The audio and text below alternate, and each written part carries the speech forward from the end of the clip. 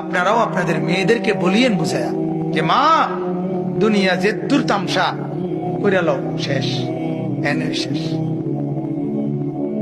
বিবিরে বলে নাও বউ যে দূর ফারো বেডি চাইয়া রং, নাটক, সিনেমা, টেলিভিশন, নর্তকীর নাচ, যা পারো আরো ভালো মতে, দরকার হলে ভাত কম খাও, নাস্তা খানা বন্ধ করে দাও, এক বেলা খানা কমাইয়া টেলিভিশন সাউন্ডের মাত্রা বাড়াইয়া দাও।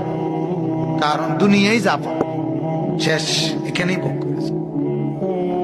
আল্লাহ নবী সাল্লাল্লাহু আলাইহি ওয়াসাল্লাম বলেন, সাদ তোমার আত্মমর্যাদা যদি এমন হয়, আমার আত্মমর্যাদা তার চাইতে বেশি না কম?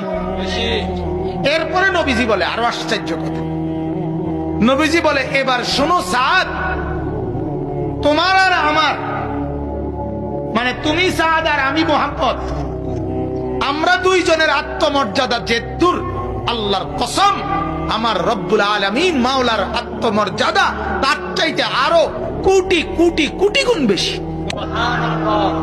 এই কারণে শুনতেছেন সবাই, এই কারণে আল্লাহ নবী, এই কারণে আমার আল্লাহ ওয়াদা করে রাখছে যে বেপর্দা নারীকে আমি আল্লাহ 500 বছরের দূরত্বে রাইখাও জান্নাতের গ্রান তার নাকেও লাগতে দেব না।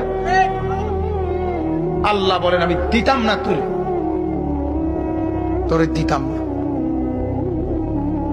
তুই বেপর্দা নারী, তুই যা পারস দুনিয়ায় বুঝ করে লো, আরো বেড়া দেখা, আমার কথা ডাইরেক্ট, তুই আরো অসভ্য দেখা, তুই রাস্তার লম্পট যত ফাঁস সব দিলে দেখা, হিসাব রাখ কতজন তোরে দেখে হাসছে। কিন্তু আল্লাহ বলে বন্ধু জানাই দিয়ে, ওই নাফরমান বেপর্দা নারীকে আমি রব্বুল আলামিন